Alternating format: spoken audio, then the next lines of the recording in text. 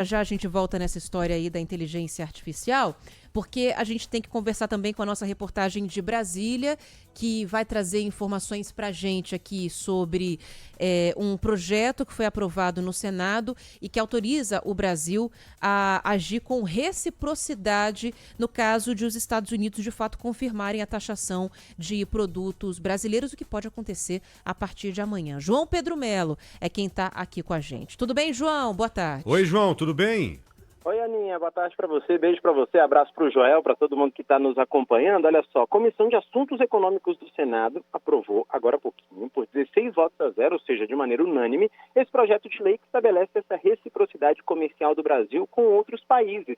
Essa matéria ela é terminativa, ou seja, não precisa passar pelo plenário do Senado antes de ser votada na Câmara dos Deputados. Então agora o caminho natural é que ela siga para a Câmara, sendo votada ainda nesse mês de abril, ao que tudo indica. Isso foi o que a gente conversou agora há pouquinho também com a senadora Tereza Cristina, que é a relatora desse projeto. Ela avaliou esse texto com uma maneira positiva e disse que ele chega com bastante força na Câmara, inclusive com a possibilidade de ser aprovado um regime de urgência para que o Brasil tenha mais armas para negociar com os Estados Unidos com relação a essa taxa ou a essa reciprocidade de taxação de produtos. Vamos ouvir.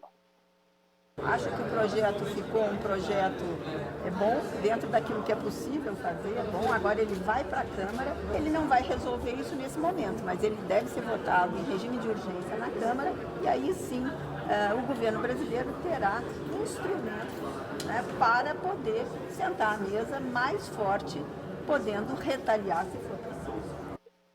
Bom, o que a gente destaca a respeito desse projeto também é que ele foi ampliado depois que entraram em vigor no mês passado as tarifas de importação dos Estados Unidos sobre o aço e o alumínio. Essas medidas atingiram diretamente o setor siderúrgico do Brasil, que é um dos maiores fornecedores dos americanos. Isso gerou o início de uma negociação do governo federal com o governo dos Estados Unidos. O presidente da Comissão de Assuntos Econômicos, o senador Renan Calheiros, disse que o projeto não faz a retaliação, de fato, dessa decisão dos americanos, mas dá mecanismos para que o governo federal tome uma decisão de reciprocidade. É evidente que, do ponto de vista do Senado e desta comissão, nós estamos apenas suprindo a legislação brasileira de mecanismos de reciprocidade, não é? Nós não estamos adotando a reciprocidade, mas se o governo quiser adotar a reciprocidade, não será por falta de legislação que ele deixará de fazer isso. Bom, no fim de semana, o presidente Lula disse que não descarta essas retaliações às tarifas americanas anunciadas aí por Donald Trump, e esse texto aprovado hoje no Senado diz o seguinte, que a lei pode ser aplicada contra medidas impostas por países ou blocos econômicos. Entre elas, a gente tem políticas que interferem nas escolhas soberanas do Brasil, violam acordos e até configuram ações unilaterais.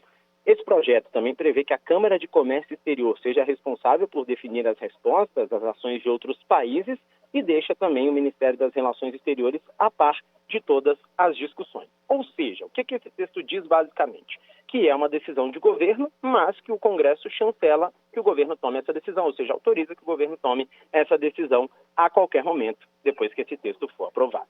A gente vai seguir acompanhando, Joel e Aninha, a expectativa de que seja votado na Câmara até meados do mês de abril. Tá bom. Valeu, viu, João? Obrigada. Abraço, Valeu, João. pessoal. Um abração.